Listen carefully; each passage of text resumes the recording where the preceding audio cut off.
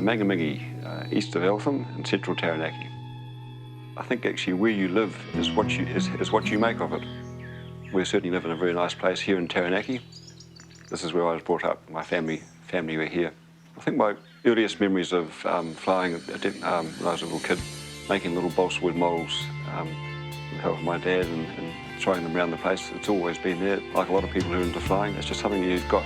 Some would say it's almost a disease. You were going to do it always. Probably get a bit obsessed with flying. I really enjoy being out there in the environment and almost becoming part of it.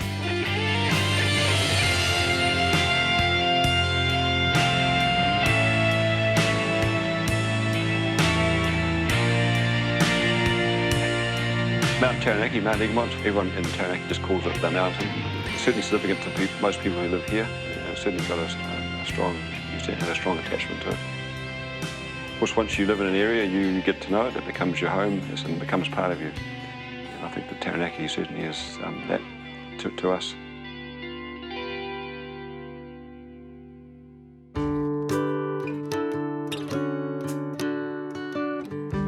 Kaponga is a very small town, 350 people. Everybody knows everybody, and I think it's an awesome place to live. Yeah, just love it. Very peaceful.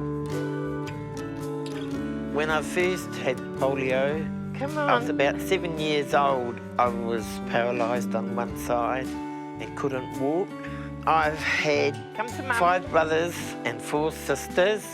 Been in hospital for so many years, I wasn't there when they were all growing up. So I was sort of an outcast in the family, do you know what I mean? So I turned to animals, and I just enjoy animals. Horses were my biggest ones. Then dogs. I've saved many a dog's life. And cats. And birds. Yeah.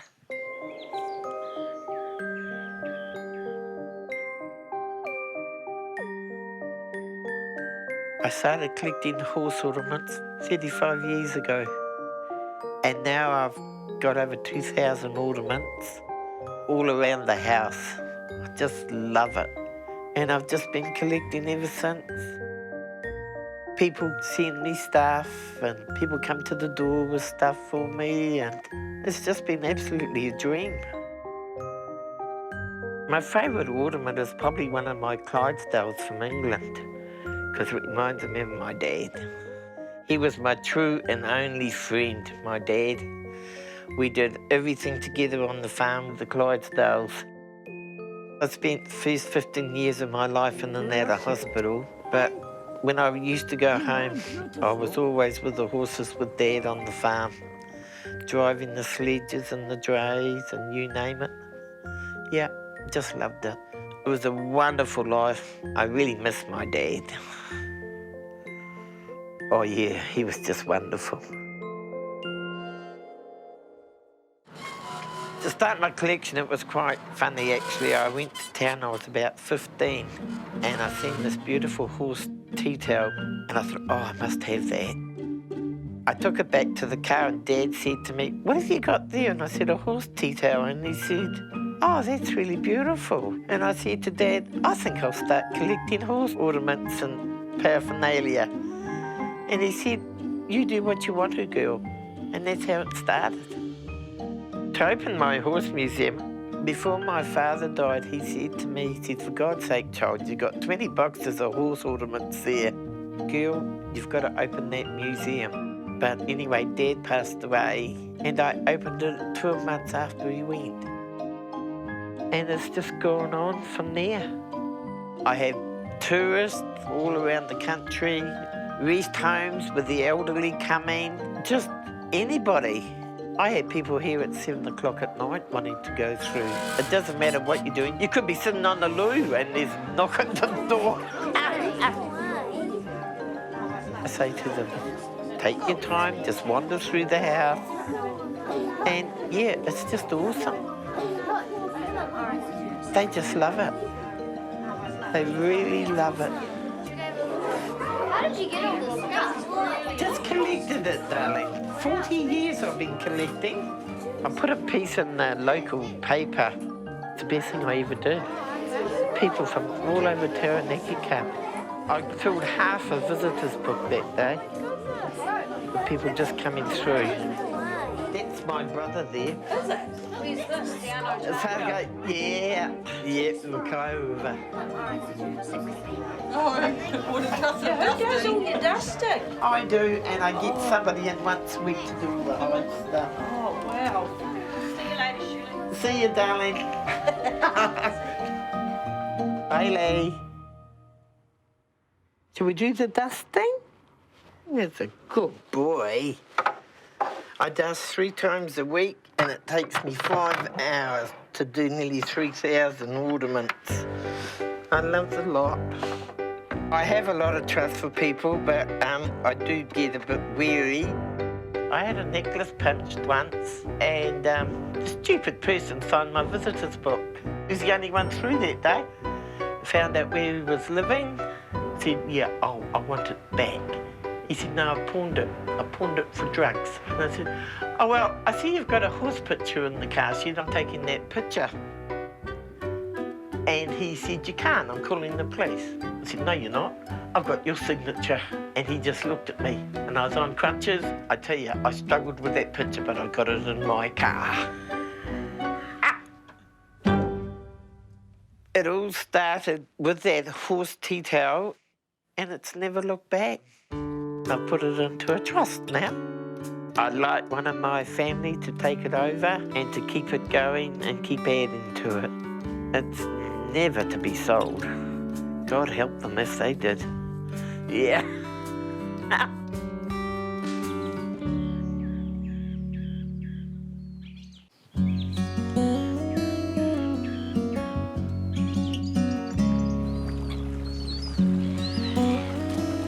My name is Dave Chatfield, commonly known as Happy Chatty.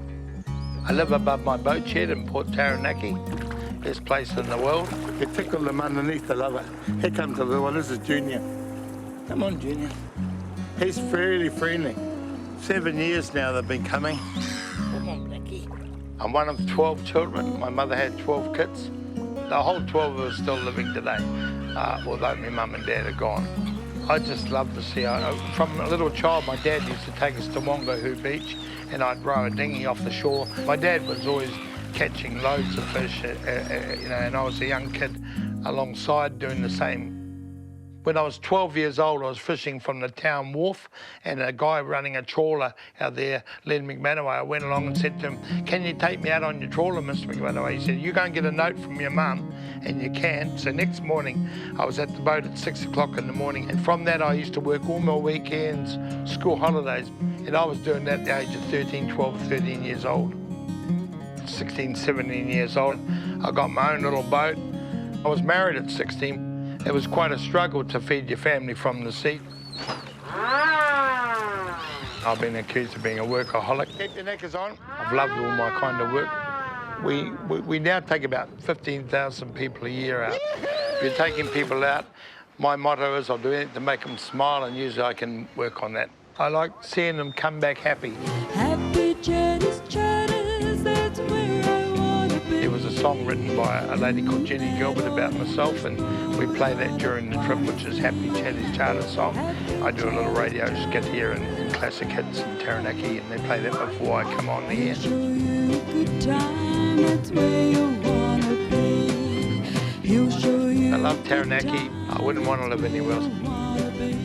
When I see the mountain, I feel at home.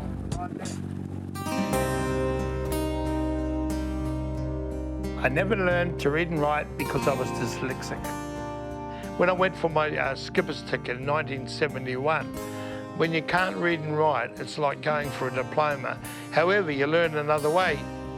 Like all these flags around in the boat shed, I learned to sing them through. A for Alpha, D for Delta, B for Bravo, you could just sing them right through. I made poems up, like 2 lights up ahead, turn to starboard, show you red, things like that, old seaman stuff. That's left, isn't it? Left is a small word, port is a small word, red is a small word. When you're dyslexic, you can hold a lot more in your head. I still tell dirty jokes that were told to me 40 years ago. Rise up and look beyond your problems. You can do it. I have people all the time come here because the school system rejects them, and I see me in them. 6 weeks old, she started doing that. She loved fishing, don't they? Got one young guy, we call him Mini-Me now, because he does everything I do, and he can do it as good as me. We call him Mini-Me. Mini-Me was a kid that was going off the rails. Family have a few little problems, most probably with him. He wouldn't go to school. It's his birthday Friday. He became 15 on Friday. He's been coming here since he was 9 years old. He came and stood by the door and said, "Can I come out with you on your boat?" And I said, "By all means." And he loved every minute of it. Over the weekends and everything, I used to come down here to Chatty Charters, and I told him I want to do what he does, and Chatty ended up saying, "Well, you might as well come and help me on the boat. Go and get a note from Mum or Dad." So I pretty much went straight home and got that and came down and straight on the boat. And I just never really left. If I hadn't met Chatty, I wouldn't have a clue where I would be. Yeah, don't know. She's changed my life quite a bit. Never used to get on well at school with the teacher.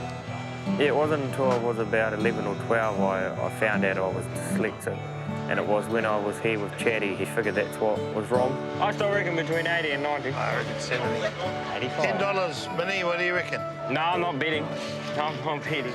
Well, at school, the teachers would give me, like, big, hard maths books. 84, wow. See? I was the closest one. And because I'm dyslexic like Chatty, it was quite hard for me to understand a lot of the books. The teachers wouldn't really help, and they go, "Oh, no, you're not doing it right. Go to detention," or something like that. So it was, yeah, just weren't really on my side, I felt, and I used to get quite frustrated with that. They tried to get me through all anger management courses and everything, but I don't really think I've got an anger management problem. But, yeah. He's taught me a lot. I got a good memory like Chatty, like I can remember a lot of numbers, and Chatty's got me into a lot of getting certificates. I went through all the Mayday courses, and then we went to Day Skipper. And then after the Day Skipper, I'll go to Inshore Launch Masters. You've got to be 18 to get the Inshore Launch Masters. And I'm kind of hoping to get that, so, yeah.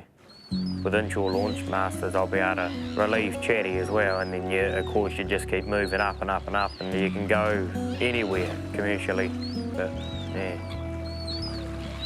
gonna get it. He's right now doing homeschooling with me, and he does that here, but he's the most dedicated person you could ever get. At 14, I would trust him with my boat anytime, and also helps other fishermen with their boats now. We've given him a skill that no one can just buy. You've just got to learn it day by day with being with an old fart like me. And that's what, years ago when I went with old Len McManaway, some of the captains that I went with, you know, mending nets, splicing ropes, knowing all the knots and things like that. The handiest guy on the boat is the guy that can keep the gear working, you know. You can tie craypots together with that. Yeah, good for hauling your gear and joining it. There'd be most probably 2 people in Taranaki that can mend a net, and I'm one of them, you know. It's just sad to see it all going. I believe he'll become an outstanding young captain, and I'm very strong in my mind about that. I could see him the next step up into my job. I look at a lot of the things at sea, like the stingrays. I feed them daily. I had a pet shag, and she'd become one of my best friends. I look after the penguins here, and I've been doing that for 22 years, and it's developed to being a penguin colony here. Certainly had a feed. We had 15 chicks this year. So how old do you reckon he is? 4 weeks. Yeah, 4 weeks, you bang on. 4 weeks. Yeah, Chatty's very kind and honest. Yeah, I look up to him like a father, and hardly ever says no to anything. You don't often see him grumpy, and yeah, do anything to make you smile. Yeah, not 100% sure where I would be if I hadn't met Chatty. Oil in their fur? I love the little penguins. All birds here can come and go as they please. We don't imprison any creatures, you know. The only ones we do is crayfish. We cook them and eat them. Beautiful. Happiness is having a lovely woman in your life, which I've got, and also having lovely kids. My daughter's a sea captain, my grandson, he's a sea captain, and no doubt there'll be a lot more. In your heart, they'll always be with you, and that's how I feel. The loveliest thing any man in my age can have is when your grandkid comes out and gives you a hug. You know, to me, that hits my heart straight away. My own family asked me, when are you going to give up, Dad? I'm a pensioner this year. And I said, why would I want to give up while I love what I do? Happy Chatty Charters is where I want to be, in that old English boat out upon the sea. You can while away the day or chatties heaps of fun, and that's what it'll be.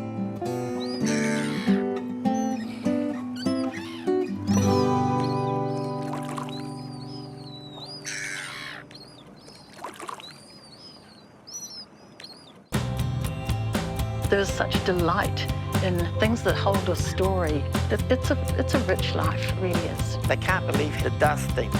Oh my God, they go. But nobody offers to help. You've got this bond, you get this lovely companion. He's brilliant at everything that he does. Oh, I just love what I do. Everything's good, really. I'd like to die comfortably with no pain. The most probably easiest way to do that is take the bungs out, drive your boat to the horizon with a bottle of rum.